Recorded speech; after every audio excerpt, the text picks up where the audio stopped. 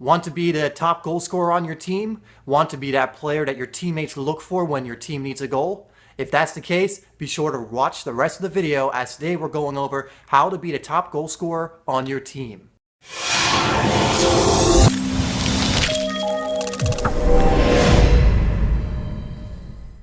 Goal scoring is very much a skill. Some people claim that goal scoring is something you're either born with or born without.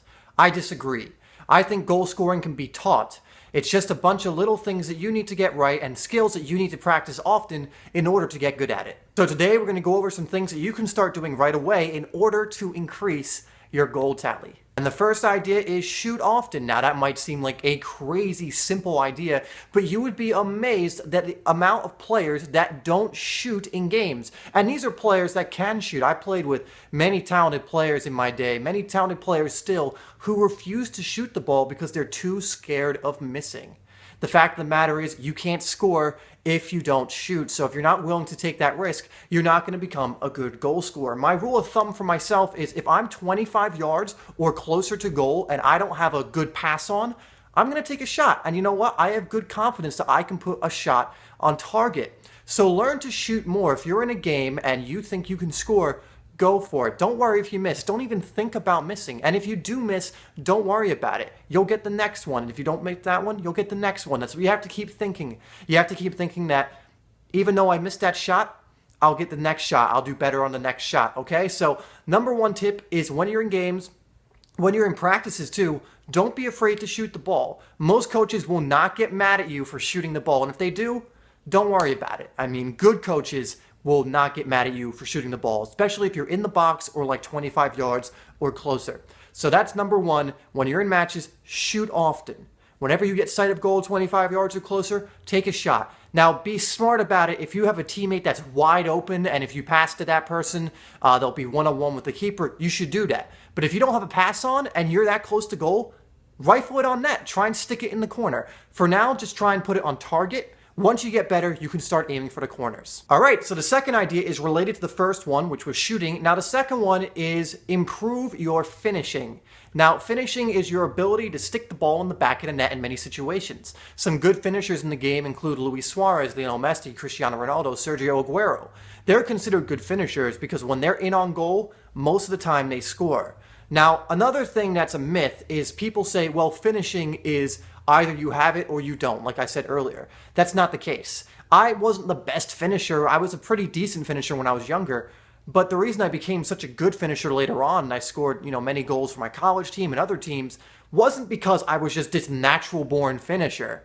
Maybe there was a little bit of natural talent there, but I worked on my finishing all the time. That's why I got good at it. So don't think if you're not a good finisher now that you won't be in the future. You just have to practice. And this is how you practice it. It's very simple. Go to a field, take a bunch of balls with you. If you only have one ball, that's fine. You can get more later. Or just go anywhere where there's a net. If you can't find a net, find a wall. And on that wall, mark a spot that you're going to hit. Now, if you have a net, simply practice running into the 18-yard box and hitting it into the corners.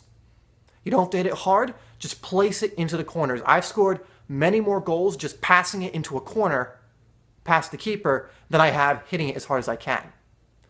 Once you have done that, you'll build up muscle memory, and when you're in games, you'll just know what to do. You'll know to pass it into the corners. And this is really all you need to do to score when you're in the 18-yard box. Try and find that corner. Remember, the net is really big. I know it looks smaller when the goalkeeper's on you, but it's really big, and if you can place it in the corner, if you practice over and over hitting the ball into the corner, and you can do that consistently, you're going to score a ton of goals. Because when you get a chance in the match, you've already practiced that over and over again. You've done repetition. You're going to be much more confident when you have a finishing opportunity, and you're going to be able to do it. So make sure you're practicing that over and over again. Now, I do have a video that teaches you a little bit about finishing. You can click the bar that comes across in order to watch that, but I will be making a new one sometime in the future, which will be a little better. But there is some really good information in that video, so make sure you check that out if you want some tips on finishing. Okay, and this third one is actually the one thing that'll help you score more goals, like right now. If you incorporate this idea, you will start scoring more goals tomorrow in your next match. And many players who I've told to start doing this have increased their goal tallies right away. And that is making smart runs. Now, what do I mean by smart runs? Well, if you're a striker or even a midfielder who's trying to score more goals, what's one of the easiest ways to score a goal? Is it hitting a 30-yard shot into the top corner? Is it beating 3 players and curling it into the corner? No. The easiest way to score a goal are tap-ins and rebounds or defensive errors. If you watch any youth game or even some professional games, there's usually a cluster of mistakes made in those games by the defenders. If you ever see a professional game where the ball is whipped into the box and the defender goes to clear it and he misses it, if a striker had only anticipated that miss, he would have a wide open opportunity. So you want to start anticipating mistakes. So let's say you're a striker in the box and the cross comes nowhere near you. Let's say that, right? A lot of strikers will go, they'll put their hands up like, come on, play me a better ball, right? Don't do that. Turn around, immediately see where the ball is going and go after it. Because you never know if that defender who's going to clear the ball is going to make a mistake. And if they do, you'll be right there in order to score an easy goal. Second thing is tap-ins.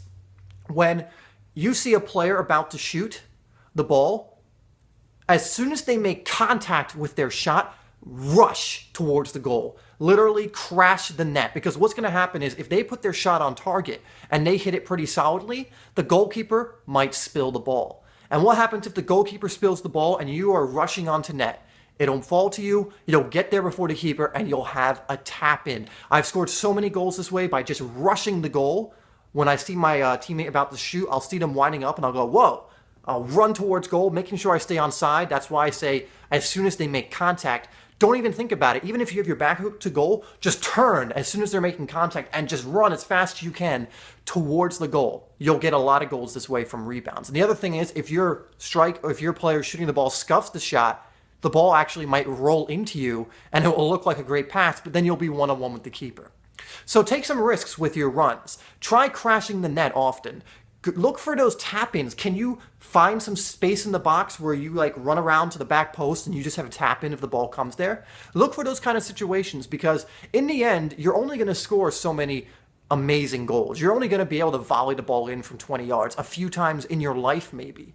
But you can score hundreds upon hundreds of tap-ins in your life. And the fact of the matter is, if I chip the keeper from 50 yards and score, sure, that's a great goal. But if I go up and have a tap-in from a rebound, it still counts as one goal. Even though one is significantly more skilled and better, that's still one goal. So you have to get into the habit of thinking that way, that everyone wants to score amazing goals, but don't neglect scoring the tap-ins, the rebounds, and the so-called unattractive goals, because every single one counts. And the reason players like Messi and Ronaldo score so many is they're aware of this. They'll score a lot of rebounds and tap-ins. Ronaldo is one of the best at creating space for himself in the box so that a player can cut it back to him and he can tap it in. Now, people can criticize him and say, oh, he only scores tap-ins, but the reason he scores so many tap-ins is because he creates that space for himself. He's intelligent in that manner. Same with Messi whenever he scores tap-ins. So get in the habit of that, crash the net, try and set yourself up so you can score tap-ins, and always be prepared to take a risk with your runs just in case a defender makes a mistake. Okay, so this one went on pretty long. Let's get on to the next one. But I wanted to go over that one for a while because that can double your goal tally overnight. Okay, but let's get on to the next one. Now, the next one's actually a little bit related, and it's take risks. In the last one, I went over taking risks with your runs, like crashing the net, take that risk. Although it's not much of a risk, you have everything to gain and not much to lose. But now I'm talking about actual risk taking. Now, one of the things that it always frustrates me when I see professionals sometimes or youth players is no one seems to want to take risks. In the first one I mentioned shooting often, that's a bit of a risk. You have to be willing to take a risk to shoot. So take that risk. But another one I'm talking about is really in an attacking sense, taking a risk of losing the ball. Now don't go crazy with this, but say you have received the ball near the 18-yard box and you have one player in your way. And let's say you could pass it across to your teammate who isn't really in an advantageous position, but he's there and he's open and you'll retain the ball. But most likely when he gets the ball, he's going to have to pass it back, right? Now, although many coaches will say you probably should do that because it's safe, we're near the 18-yard box. Why are we trying to be safe? No, what I want you to do in those situations, if you can, and you think you can beat that man in front of you, beat that man and you're in on goal, right? Or beat that defender and you're in on goal. And I'll do this all the time. If I'm one-on-one with a player where I can beat that player, get a cross in, or beat that player and get a shot in, I will take it 9 times out of 10 because I trust myself to beat that player. And you should trust yourself as well. And the thing is, if you do lose the ball, you're losing it in the opposition half. So it's not as risky as losing it in the final third of your goal. So take that man on, beat him with one of the moves, and you can check out some of my other videos if you need some moves, some ideas for some skill moves. But what I'll do is beat them with a step over or beat them with a feint, quickly run in on goal, and suddenly I'm one-on-one with the keeper. That's that risk paying off. I took the risk of taking that man on instead of passing to my wide open player who was in a position that was, like an okay position.